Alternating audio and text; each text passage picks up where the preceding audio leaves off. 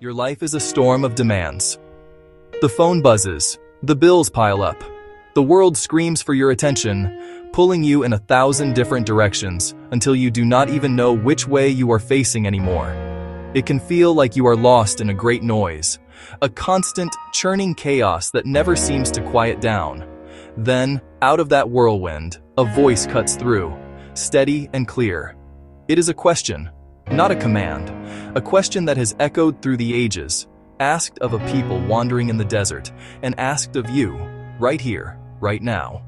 2025, November 5th. It starts with a simple phrase that stills the heart. And now. The words that follow are not a burden, but an anchor.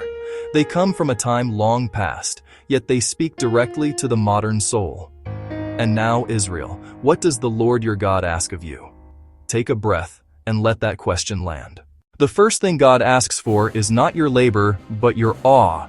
The verse says, "But to fear the Lord your God." Now that word, fear, can make us uneasy. We think of being afraid of the dark, or of some terrible thing. But this is a different kind of fear. This is the profound, soul-stirring reverence you feel facing immeasurable vastness. It is the quiet wonder under a billion stars, feeling small, yet deeply connected. A respect so deep it borders on astonishment. This fear puts everything in its proper place. We are part of a story much larger than ourselves. The universe does not revolve around our anxieties and ambitions. To fear the Lord is a right-sized view of life. Humility to know you are not the master, but a participant in a magnificent unfolding. This awe does not paralyze you, it liberates you. It frees you from needing all the answers, from controlling every outcome. Reverence shifts your perspective. The world becomes a cathedral to explore with wonder, not cowering before a tyrant, but admiring an artist of unimaginable skill. After awe is laid, comes action, a continuing journey. The verse continues, "To walk in all his ways." The word walk is dynamic, not a one-time decision, but ongoing movement, a way of life. Like waking each day, putting one foot before the other, choosing a particular path. This road leads to life, clarity, and purpose. Obedience isn't blind, it is a wise choosing of direction. Trusting it leads to good, even when the way is foggy. How you speak to the cashier, patience in traffic, choosing truth over shortcuts. These are part of your walking. Not grand gestures, but the steady cadence of daily choices. A practiced kindness, an integrity lived out. Day by day, character is shaped. You no longer merely keep rules. You become a person who walks in integrity and grace. This road is not a solitary trek. The verse adds a warm center. To love him. Love turns obedience from duty into delight. Without love, the walk becomes drudgery, cold rules. With love, the walk becomes relationship. You are not performing for an unseen taskmaster, but for the one you revere and cherish. Love turns commands into wise whispers.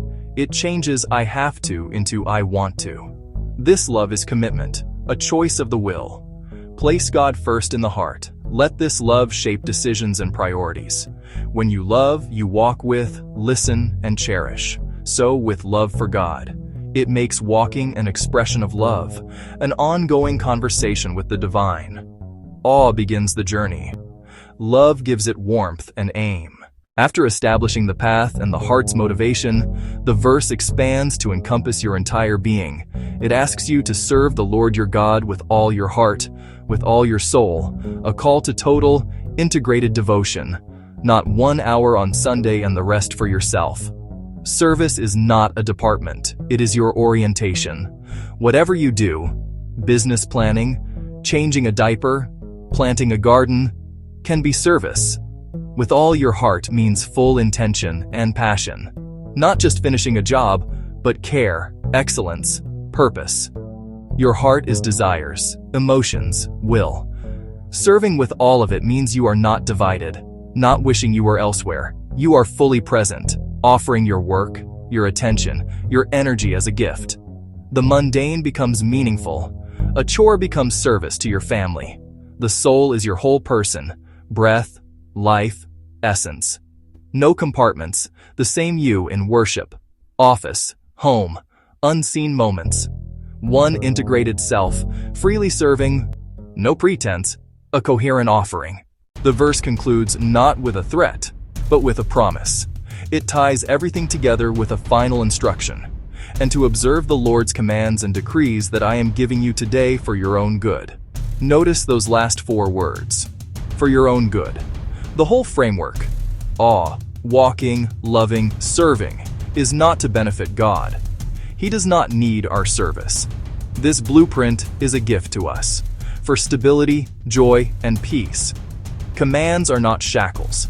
They are guardrails on a dangerous path, not to ruin your view or limit your journey, but to keep you from falling.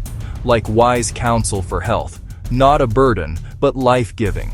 Pathways to spiritual, emotional, relational health, not a price to earn favor, the prize itself.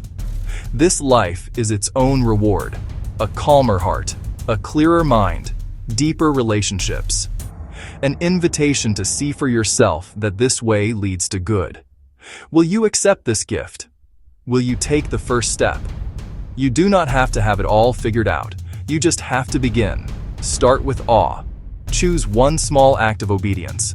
Offer a quiet prayer of love. Dedicate one task with your whole heart. This is not a heavy chain, but a steady hand. How can you apply the message of this verse to strengthen your faith today? Thank you for watching. May God's Word continue to guide and strengthen you every day. Don't forget to like, share, and subscribe for more powerful Bible verses and life-changing messages. Only here on Bible Verses of Life. Stay blessed, stay faithful, and always keep God first.